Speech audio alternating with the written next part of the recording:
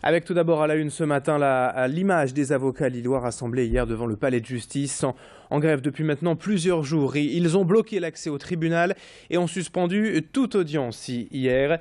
Pour rappel, les avocats protestent contre la réforme de l'aide juridictionnelle, ce système qui pourvoit des avocats aux plus démunis. Les conseils demandent une revalorisation de leur indemnité liée à ce système et dénoncent cette réforme qui prévoit que les avocats participent eux-mêmes au budget de l'aide juridictionnelle. Hier matin, près de 300 avocats étaient donc rassemblés à l'entrée du palais de justice. D'autres actions sont prévues dans les prochains jours. En attendant, on écoute l'un de ces avocats, lillois, maître Christophe Desurmont, au micro d'Idil Gunaï. Ça a été voté encore une fois, je crois que c'était jeudi soir ou vendredi soir en catimini, dans une assemblée nationale probablement un petit peu endormie. D'une façon qui n'était absolument pas prévue ce jour-là. Ça devait être mardi prochain. Donc si vous voulez, on n'est pas entendu et on veut nous imposer ça en passant en force. La grève pour nous c'est contre nature. On a un mal fou à dire à nos clients non, on ne travaille pas aujourd'hui, on va pas passer votre divorce, on ne va pas passer votre affaire. C'est terrible pour nous. Mais là, on est vraiment poussé, acculé à cela parce qu'ils ont créé une situation qui est insupportable, tout simplement intolérable. Et sachez que ces manifestants en robe noire hier ont été délogés avec force par la police. C'est une action soudaine et brutale selon les avocats, la plupart déplorant donc cette violence et ce manque de solidarité des policiers. Nous recevrons tout à l'heure une avocate lilloise présente hier au palais de justice pour évoquer ce coup de force de la police et les revendications de sa profession. L'autre information dans l'actualité du jour, c'est ce livre noir publié hier par l'UNAPI, l'Union nationale des associations de parents de personnes handicapées mentales et leurs amis. Un livre qui dénonce l'exil forcé en Belgique de milliers de personnes handicapées faute de structures adaptées en France. 47 000 personnes seraient aujourd'hui dans le pays sans solution d'accueil et d'accompagnement, dont plus de 11 000 rien que dans le Nord-Pas-de-Calais. Une situation qui force donc plus de 6 500 handicapés à s'exiler en Belgique, là où les structures existent. Un quotidien difficile à vivre pour toutes ces familles. Et dans ce livre, l'UNAPI demande donc la création de centres spécialisés en France qui pourraient être, d'ailleurs selon elle, financés par une taxe sur les cigarettes électroniques en récupérant ainsi 90 millions d'euros par an.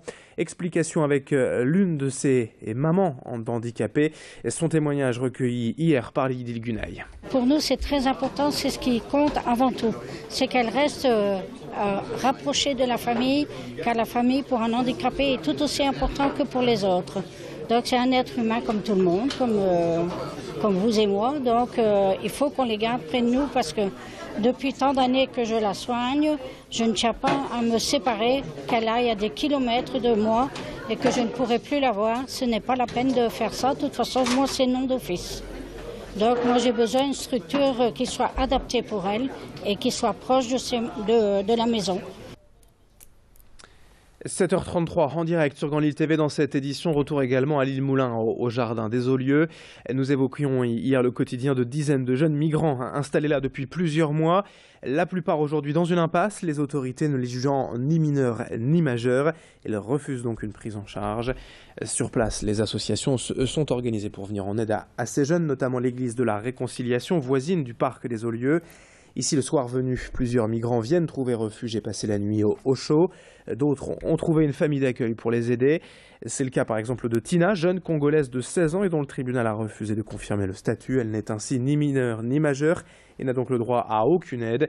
Louis Caillé a pu la rencontrer. Écoutez son témoignage. Moi, je veux la chose la plus importante, c'est d'être reconnu d'abord, qu'on reconnaisse d'abord mon identité.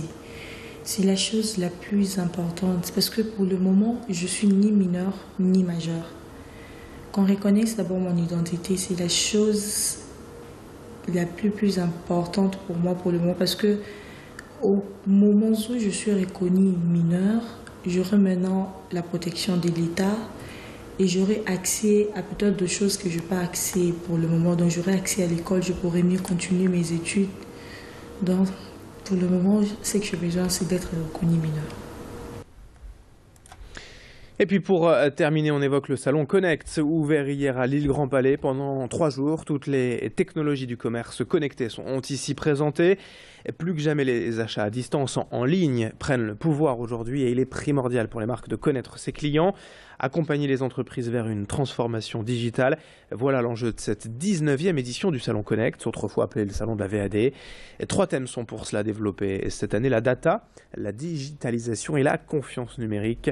Sur le salon, on trouve toutes les technologies que l'on utilisera dans les mois ou les semaines à venir, comme par exemple les imprimantes 3D. Louis Caillé s'est intéressé à l'une de ces sociétés spécialisées. À long terme, il n'y a pas un objectif long terme précis. À long terme, ça peut dériver sur tous les usages qui vont être liés à l'impression 3D alimentaire. Demain, on pourrait par exemple se faire scanner en 3D et imprimer sa figurine en sucre coloré.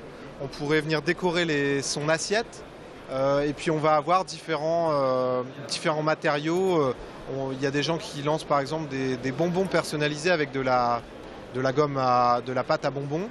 Donc on ne sait pas exactement quels seront les usages, mais on sait qu'il va y avoir de plus en plus de choses et des matériaux variés et différents. Allez, fin de ce journal, 7h36 en direct sur Grand Lille TV. Très bon réveil à toutes et à tous. Les prévisions météo et l'infotrafic, c'est dans un instant, une petite poignée de secondes. À tout de suite.